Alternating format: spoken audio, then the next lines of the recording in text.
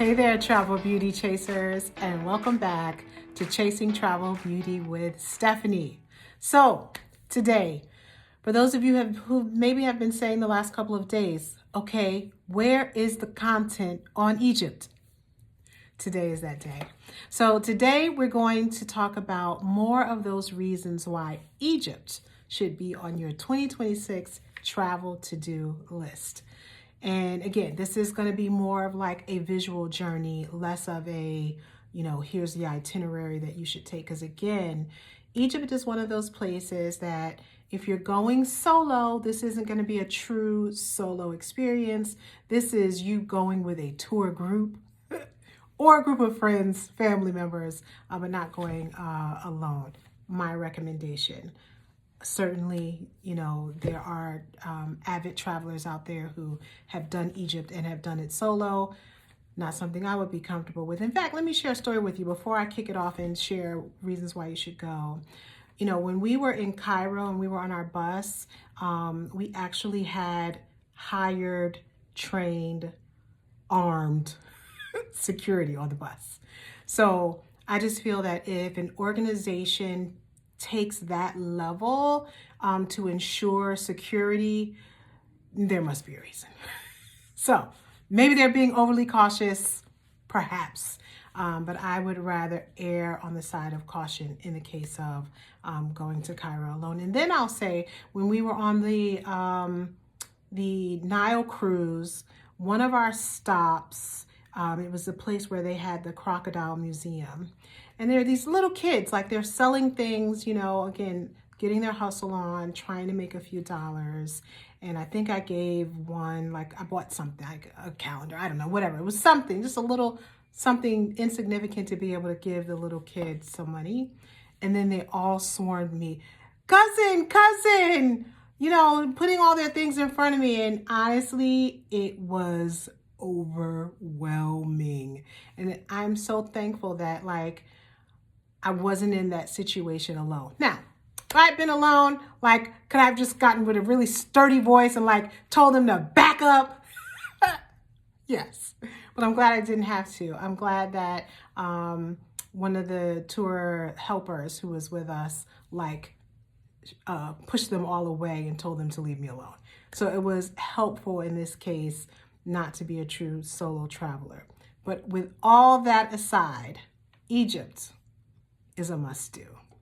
Egypt is an absolute must-do. And hopefully you can make that a must-do in 2026. So I'm going to put in the comments, in the description, I'm not in the comments, I'm going to put in the description the tour company that I went with. It's called Archaeological Paths.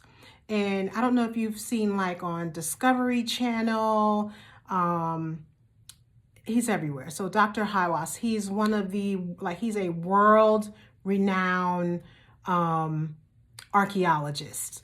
And his name is the key sponsor for this. And then we literally had tours at the foot of the Sphinx. So where other people have to, they're distance away, taking, zooming in shots, we were up close and personal at the paws of the Sphinx, able to actually touch it.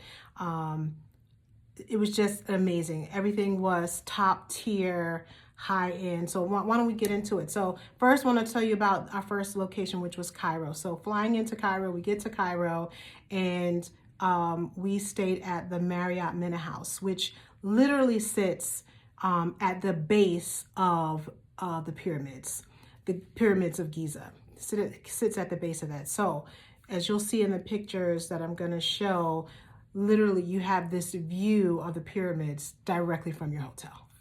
So when you're sitting out having breakfast, sitting outside, that's your view, stunning. Now, of course, basically in Cairo, most places where you are, you're going to see some part of the pyramids. That is a thing. Everywhere you go, you're going to see them. But this is just stunning view. So that's where we stayed, the Marriott Mena House. I highly recommend it. So even if you're doing a different tour, and let's say you're coming in a day or two early and you want a great location to stay, Marriott Mena House. Highly recommend. And then we went to the Egyptian Museum. So not the new one that just opened, which is one of the reasons I said, oh my God, I'm going to have to go back, because now they have a whole new Egyptian museum. It's like they keep unearthing more and more things, so they need more and more museums to be able to house the things. But this was the old museum, kind of in the downtown or the high-end Cairo area. We climbed inside of the Red Pyramid. So this was like a day excursion or a day trip that we did. And then we had an evening where we climbed inside of one of the Pyramids of Giza. Just like such magical, once in a lifetime things that you're going to do. And so not everyone gets that ability, and they have these relationships where they have the connections to be able to make those things possible. If you are doing it, let's say like a group of you and it's just like family and friends, one of the places that not everyone knows about, I haven't seen it on like a lot of the tour boards, is you want to go to this place called the 9 Pyramid Lounge. And this overlooks the 9 pyramids. It's like views, like views for days. So not only do you like see the pyramids, and this is where you can like get your camel ride and all these things. They also serve food up there. But you get this juxtaposition of the pyramids and like the new town, the new city with like all the buildings. So it's just a striking contrast of, the ancient pyramids and then all this new architecture. So enough of talking about it. Let you see it. So take a look at this. This is that visual representation of why Cairo, as the first stop in Egypt, is a must do. Check this out.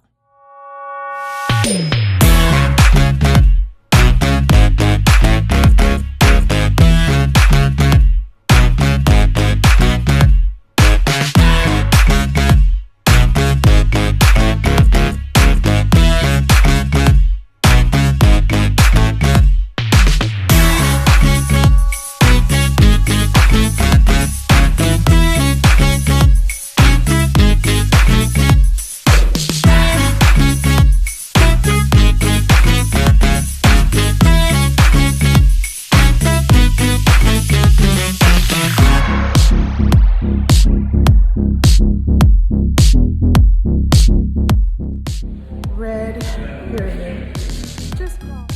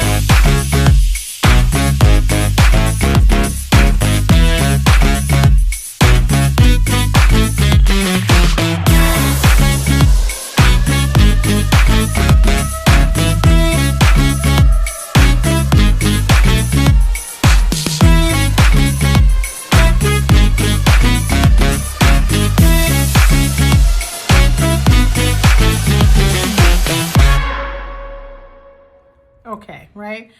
So the pyramids are what we all think about when we think about Egypt. Like, it's absolutely the most important thing. But then you realize when you're doing this, there's just so much more to Egypt than Cairo. And so the next thing we did, we took a short flight, and I'm going to show you next Abu Simbel and Aswan. So Abu Simbel is this place where they have like these 20-meter sitting statues of King Ramses, and then inside is just, all of the hieroglyphics and more massive statues and amazing architecture, just stunningly beautiful. And these were built more than like 1200 BC. So, just amazing. But what also adds to like the modern marvel of it all is that at one point the lake, I think it's Lake Nasser, um, like the times when it would like start to like overflow, they knew that over time it was actually going to erode these. So the UNESCO World Heritage folks said, hey, we have to do something about this. Like, we can't lose this national treasure. And so they literally, disassembled it, like, I don't know, cut it up into big pieces and relocated it so that it would be out of the way of the lake. And honestly, like, when I think about that, I'm like, okay, that's a message in and of itself. Sometimes the solution we need when there is a problem that is, interrupting our peace, making life difficult, trying to take us under, sometimes the key is it's time to move. Got to make a move, right? But I'm not here to preach. I'm here to talk about travel. But for me, it was such a key message, and the fact that they were able to do this and put it all back together again and make sure that generations after generations would be able to experience this and see this marvel of what they were able to build, without cranes, without all the technology we have today, is simply amazing. And then you'll also see Aswan, and Aswan is where the Nubian people, so the darker skin people, are from. So we went to the Nubian house there. Amazing food, amazing hospitality, phenomenal water views. So get into it. Check this out.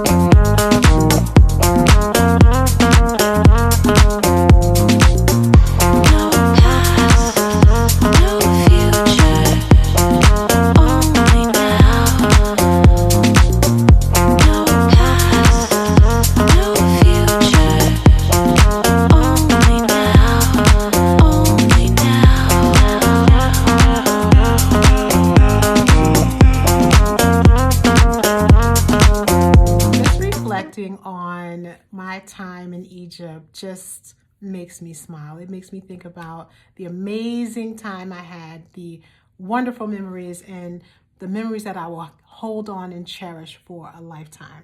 Now, if you go to Egypt, don't miss your chance to ride along the Nile. There are all these stops along the Nile that I don't think you can get any other way. So one, you want to see the beauty that's just when you're on the Nile, but then the stops that are along the way, you want to see. So the next segment is going to show you riding along the Nile. So the cruise line that we were on, again, was supposed to be like high end, and it was called the Le Fayan.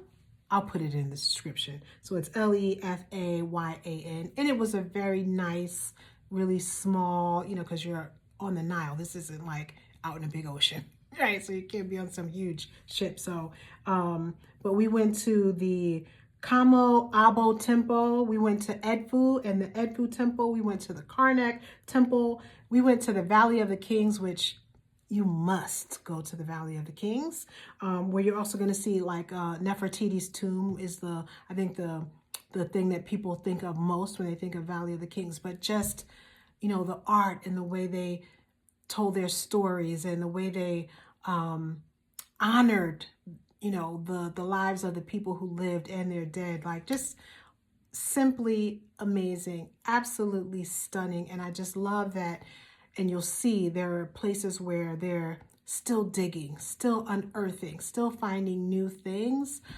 So there'll be more treasure. So it's like when you go to Egypt, while it feels like, okay, this is going to be like a once in a lifetime trip, if you go, a decade later, there are going to be new things they're going to find. So we're going to all have reasons to go back to Egypt. Like even now, I'm like, I want to go to the new Egyptian museum. So always a reason to go back. So, but take a look at this and then I'll be right back.